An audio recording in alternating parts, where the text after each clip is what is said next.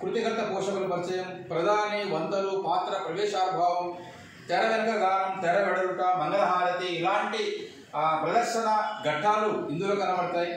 మొట్టమొదటి రచయిత తన ఇష్టదైవాన్ని సూచించడం జరుగుతుంది. అంటే నాటక ప్రదర్శనలో నాంది అనేది ఏ విధంగా అయితే ఉంటుందో యక్షగానంలో ఇష్టదేవత స్తుతి అనేది ఆ విధంగా ఉంటుంది.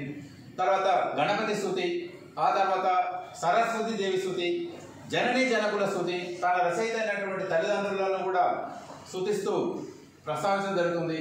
అంతేకాకుండా తనకన్నా పూర్వం ఉన్నటువంటి పూర్వకవుల స్తుతి కూడా ఉంటుంది.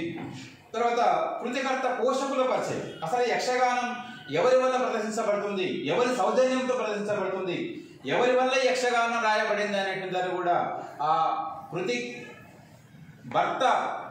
కృతికర్త లేదా కృతిభర్త అంటే కృతిభర్తను కూడా ప్రస్తావించడం జరుగుతుంది.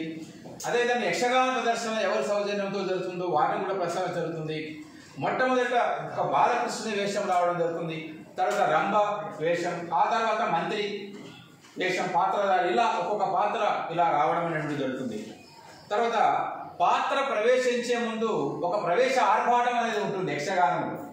అంటే తెరలో నుండి తనను తాను పరిచయం చేసుకోవడం, తెర వెడలిన తర్వాత మళ్ళీ అతడు అద్భుతమైనటువంటి దరువులతో, తర్వాత తన నాట్య విన్యాసంతో ఒకవైపు తాను అద్భుతంగా గానం చేస్తూ ఆ గానానికి అనుగుణంగా తాను నాట్యం చేస్తూ ఉంటే ఆ తెర వెనుక ఉన్నటువంటి వంతలు, అదేవిధంగా వాయిద్యకారులు వాయిద్యాన్ని వాయిస్తూ ఈ పాత్రధారి పాడేటువంటి పాటకు వంత పాడడం అనేటువంటిది జరుగుతుంది. ఇది పాత్ర ప్రవేశార్భాటం అనేటువంటిది ఇందులో కనబడుతుంది. తర్వాత తెర వెడలుట, ఇలా అంటే పాత్రల మధ్య సంవాదం అనేది యక్షగానంలో ఉంటుంది. అనేకమైన దరువులన్నీ ప్రధానంగా ఉంటాయి. అవి ఆటతాళం కావచ్చు, అదేవిధంగా ఆదితాళం కావచ్చు, జంటతాళం కావచ్చు, ఏకతాళం కావచ్చు, ఇలాంటి తాళాలు అనేకం ఉంటాయి. నేను కూడా చిన్నతనంలో మా ఊరిలో అనేకమైన పరిసర ప్రాంతాల్లో గ్రామాల్లో యక్షగాన ప్రదర్శన చేస్తుంటే వారికి నేను వారి పాపం యక్షగాన ప్రదర్శన చేసే కళాకారులకు ఎవరు కూడా చదువు రాదు, నిరక్షరాస్తులు. కానీ అద్భుతం, ఒక్కసారి చదివి వినిపిస్తే అద్భుతంగా వారు అంటే రికార్డు చేసుకుంటారు, అలవోకగా వారు గానం చేస్తారు. ఎక్కడైనా మళ్ళీ మిస్ అవుతుందేమని నేను 7వ తరగతి 8వ తరగతి చదువుతున్న రోజుల్లోనే తెర వెనుక ఉండి వారికి ఆ డైలాగులు అందించేవారు అనమాట.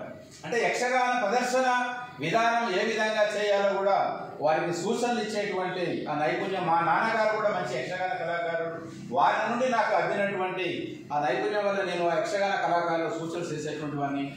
ఇలా అనేకమైనటువంటి తాళాలు ధరువులతో కూడినటువంటి అద్భుతమైనటువంటి ఒక సమాహారక, ఎందుకంటే ఇందులో సంగీతం ఉంటుంది, సాహిత్యం ఉంటుంది, నృత్యం ఉంటుంది.